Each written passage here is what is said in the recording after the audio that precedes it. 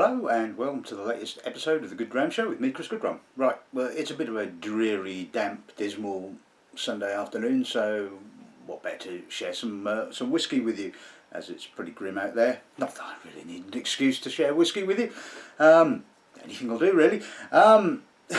So this afternoon, back to the A to Z of Scottish distilleries, and I thought that because there's quite a number of distilleries that begin with the letter G, I thought, we'll do another one. Why not? You know, this is my game. I can make the rules up as I go along. You know. So anyway, I've chosen to look at Glen-roth-es, partly because the rep from Glen-roth-es was in not so long ago. Left me a couple of samples to sort of re-evaluate, because I'll be honest with you, the youngish sort of bottlings from Glen-roth-es, I've got to avoid saying Glen-roth. I don't know what it is. I just want to say Glen-roth. It looks better. Well, it sounds better, but it's Glen-roth-es, right? Rothes. Must remember that. Anyway, back to what I was saying. The younger bottlings from the distillery just, I don't know, just haven't really done it for me. I mean, Glen-roth-es ages amazingly well. I mean, I've tasted bottlings certainly a number of years ago that were released by Duncan Taylor that were mid-30s, you know, late 30s in age statement, and they were sublime. They were stunning. You know, they just had that wonderful old spey character like Glen Grant and some of the others, and so it ages amazingly well. It's really, really good. So I thought let's look at the distillery. The distillery itself is relatively large. It's got a capacity of just over 5.5 million litres.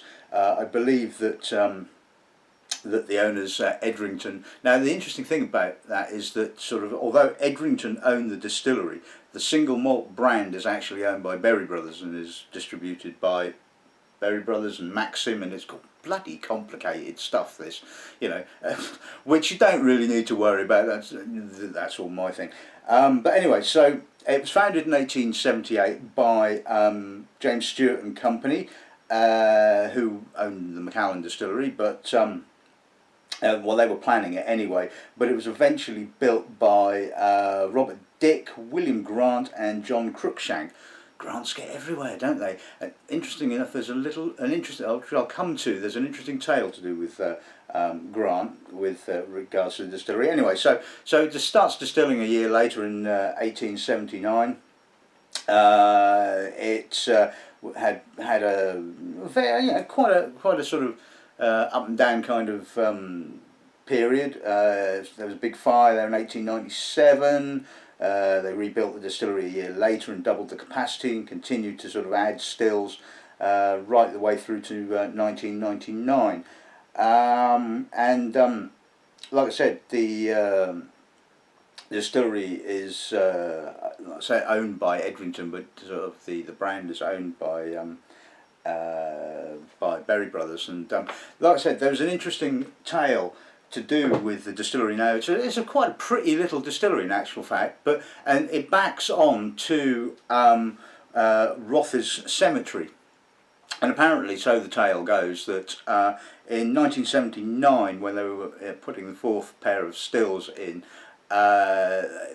the sort of company that, you know, when they were putting the stills in, they were plagued a bit by a ghost. And they called in a so-called expert who went over and had a chat to said ghost, apparently, and came back and said, well, everything's fine, you know, it's no problem. Apparently, they believe the ghost was of somebody called Dewar Rattray. Now, he was apparently the servant of Major James Grant, of Grants, and this particular guy, Dewar, is buried in the cemetery, and appears that his gravestone is actually quite close to the wall which adjoins the sort of back end of the distillery, for want of a better word.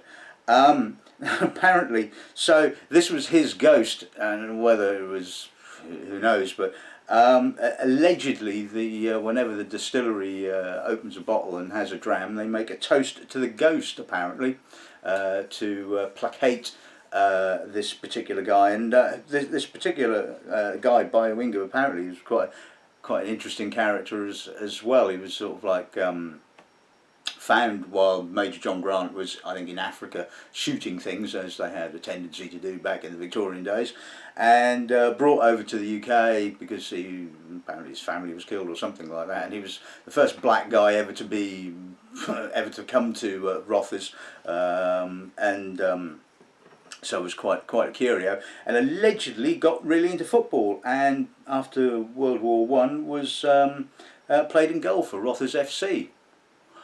Strange, these tales that come with distilleries, isn't it? But anyway, you don't want to hear any more of that waffling. You want to know what I'm tasting this afternoon. So time to introduce this afternoon's little lineup.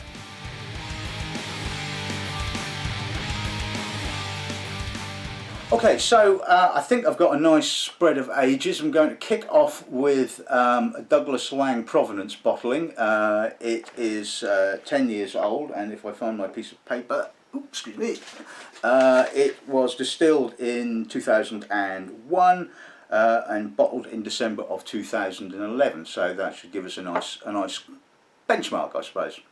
Then we're going to look at two of the distillery bottlings. This is the 2001. As you know, Glen-roth-es releases vintage dated bottlings like Balblair, rather than give them age statements, but this one was distilled in 2001 and bottled in 2013, thus making it 10 years old, bottled at 43%. Likewise, bottled at 43% is the 1998, again bottled in 2013, making it 12 years old, so we'll 15 years old, sorry, I should say, so we're moving up the age statements. Then we're coming on to an interesting bottling of A.D. Rattray. It was distilled in 1990, bottled sometime in 2010, making it 19 years old. The cask number, for those of you that like these kind of things, is 35468, and it was bottled at 49.9.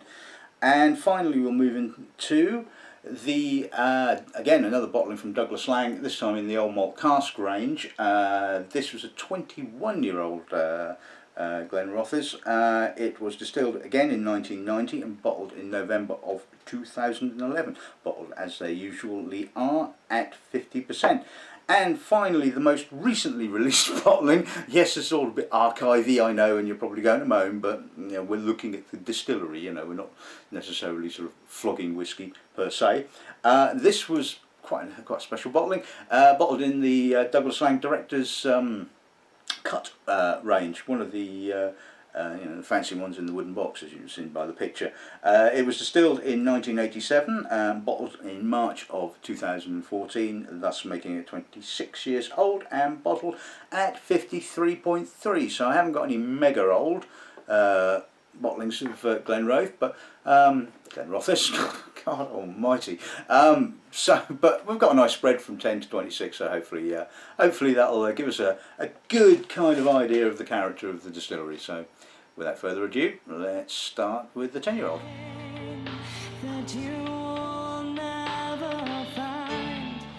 Okay, so 10 years old, let's see what the nose gives us then, shall we?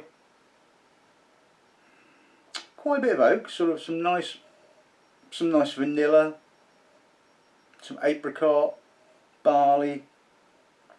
It's a nice broad-ish Speyside whiskey. It's got no real frills to it, but it's certainly pleasant. A little bit of granulated sugar, a little bit of white licorice, plenty of barley, bit of oak. Well, probably a little bit more than a bit of oak, but yeah, that's a pleasant nose. Palate.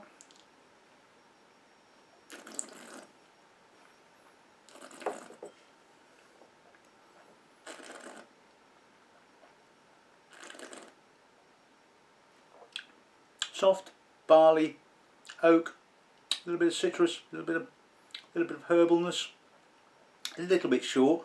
Possibly there wasn't a great deal left in that sample bottle, so it's maybe have degraded a little bit. But it's certainly a nice whiskey, and I think if you ever find a bottle of that knocking about, I think that was quite expensive, if memory serves me right, for a 10-year-old, but yeah, pleasant, yeah, nice starter, I think.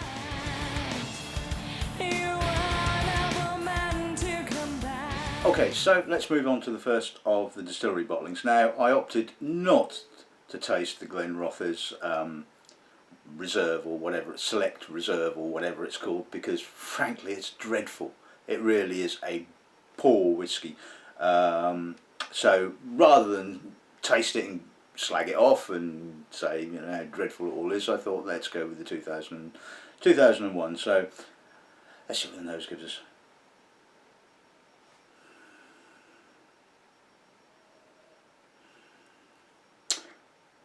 Where do we start? Positives or negatives?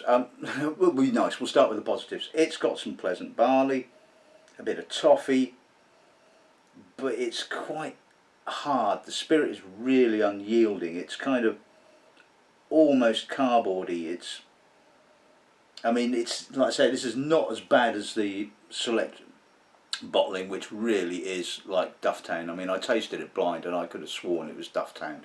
It was that industrial in character. At least you can say that there's some oak and some toffee, which is kind of trying to balance it up, but it's not a pretty malt at all, it has to be said. It's a really quite disappointing, it has to be said. Yeah. Well,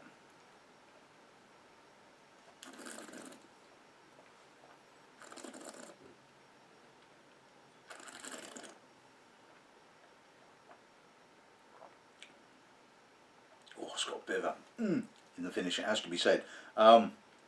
Again, sort of oily, toffee, oak, a little bit of smidge of burnt caramel, a little bit of fruit, not a great deal. Again, it's really hard, it's industrial, it's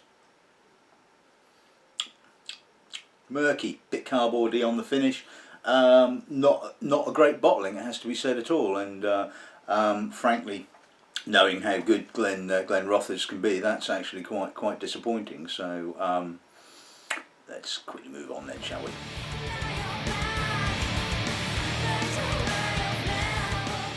Okay, so moving on to the 1998, like I said, 15 years old. Let's hope it's a little bit better than the last one, shall we?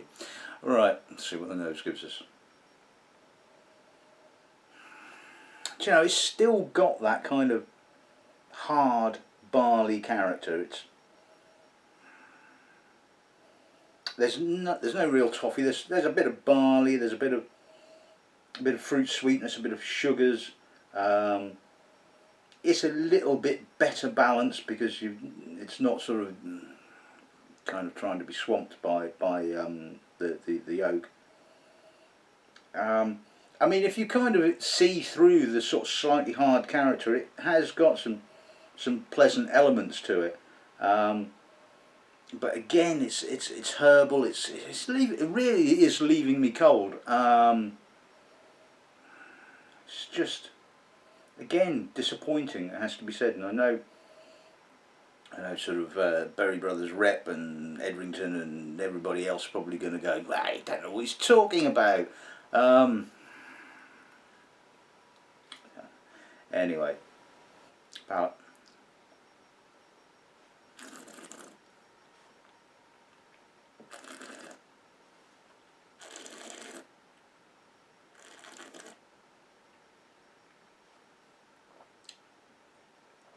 Palate is better balanced in actual fact. There's more soft, pure vanilla, not quite so sweet as say something like the previous one. Nice crispness, some fleshy fruit, some barley, apricot. Again, it's a little bit hard, but that hardness does seem to be sort of, shall we say, somewhat contained on the palate, and it's actually a lot more enjoyable on the palate than it is on the nose. It's a reasonable length. It goes on, finishes with some pleasant barley. Again, coming across very much as a relatively sort of robust Speyside whiskey. Not much in the way of herbalness or grassiness or citrus. It kind of meanders, I guess, for want of a better word. But certainly better than 2001, it has to be said.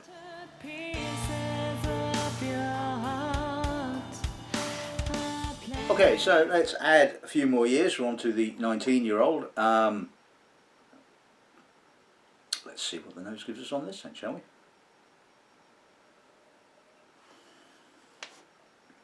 Quite heavy, quite oily, linseed oil, but there's definitely some mature notes coming through now, that sort of mature oak, herbal, barley, very herbal in actual fact. Again, quite weighty with a really herbal, really herbal. It's almost kind of, you know, you could mistake that for a refill sherry, but from what I can remember, I think this is definitely, well, this is definitely all bourbon or American oak. It's got some lovely white fruits, got a bit of crispness coming through, a bit of citrus, which kind of lifts the aromas, so it kind of counterbalances the oiliness. Really herbal. Did I say that? It's really herbal. Yeah, that's a lovely nose. That's really intriguing. Slight bit of earthiness coming through now. Bit of damp earth. A little bit of orange. God, that is really complex. And this is the thing. It goes to show that the distillery is producing some really good, really interesting spirit. But when they just vat it all together, something happens. Cask selection, it can only be cask selection because the distillery is producing some good malt, some good whiskey. Palate?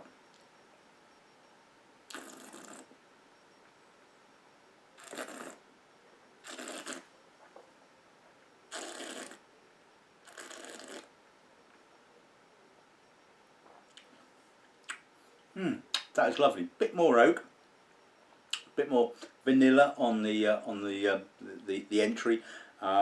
Again, fleshy, full white fruits, apricot, barley, lovely cleansing finish, citrus coming through, a little bit of almost saltiness, but not quite saltiness, but in that kind of sort of spectrum, should we say? Because as far as I'm aware, it's absolutely nowhere near the coast whatsoever. So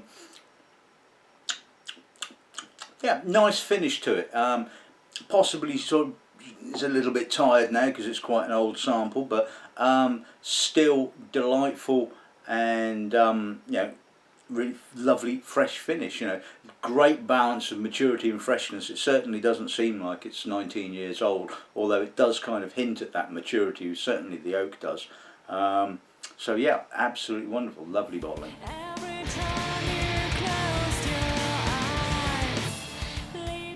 Okay, so this is the this particular bottling has been sherry matured, so it'll be the first. Although I would guess that they're probably, judging from the colour of the 2001, there must be some sherry butts in there somewhere.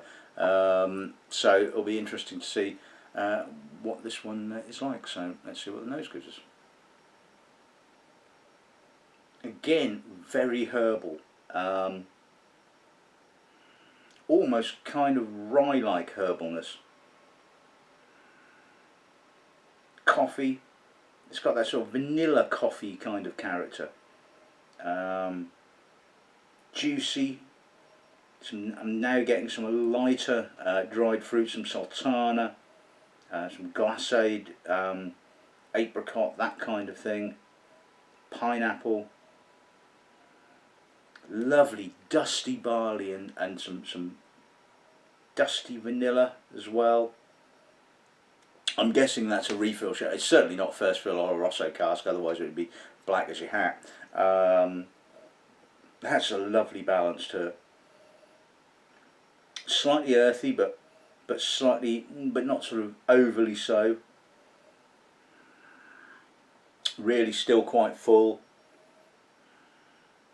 Yeah, that's a lovely nose. That's a lovely sherry cask because it's not too overblown. I'm still getting some barley, some of that weighty distillery fruit character.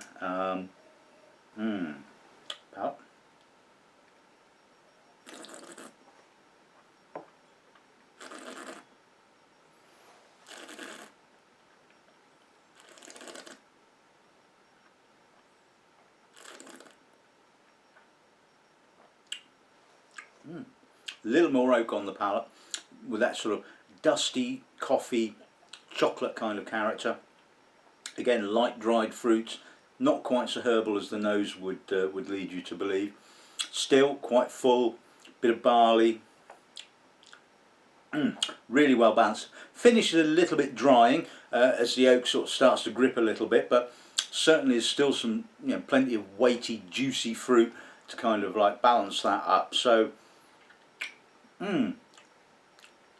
yeah, that's got a lovely finish. That's a lovely bottling. So, yeah, hats off to Douglas Laing for that one. That was a good one.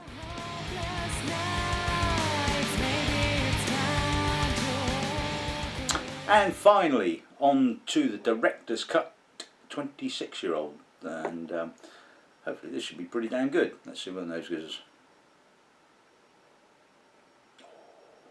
Weighty again. It doesn't feel like it's 26 years old. It has to be said. I mean, this is the thing about Glen-roth-es. I beg your pardon, but Glen-roth is a good synonym for it, I guess, as well. It doesn't really show its age, and it ages for a long time, and it's again pretty herbal. Again, almost in that sort of rye-like herbal kind of character. White licorice, quite tight tannins, dusty, showing some maturity, a little bit of oxidised fruit character,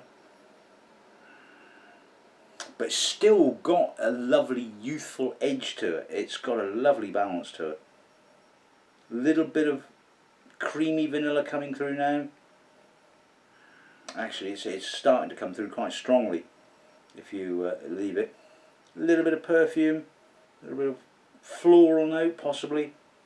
Oh, that is really complex, and again, it's just classically sort of, medium weightish kind of spey. Getting really earthy now, really sort of dunnagey with some chocolate coated orange. Only a slight, not too orangey. It's not too orangey for crows, as they say. Palate.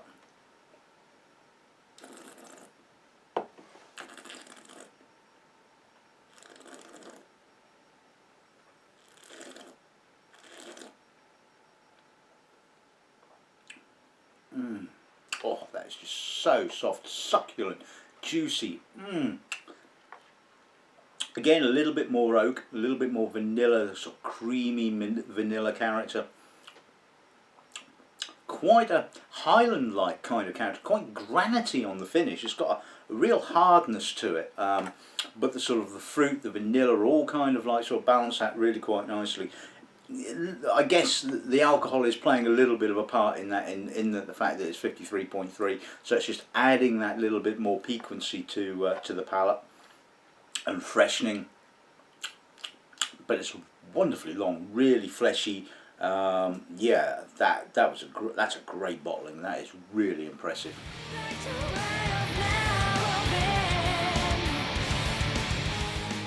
Right, okay, so let's sum this little tasting up then. Well, it's kind of Independence 1, Distillery 0, really, after this particular tasting, it has to be said. And like a lot of distilleries, I've found that, independent single casks show the distillery to be producing some very, very good malt, but somehow, somewhere along the lines, when the distillery bottles it, something happens. Cragganmore is another perfect example. I've tasted some lovely independent bottlings of Cragganmore, but the distillery 12-year-old is dire. It is boring, really, really dull, and I just don't want to drink it. And I'm afraid to say that not good spirit, you've put some rubbish into that, it has to be said. And yeah, I'm probably being a bit harsh, but when you've tasted the other ones and you realise the quality of the spirit they're producing, and then they release this and the Select Reserve, you just feel like you're being mugged off, to coin the term, So, but anyway, so the Provenance 10-year-old, yeah, that was lovely. Like I said, it's kind of set the tone, medium weight. Spey, not overly complex, but you know, delivering the goods, should we say.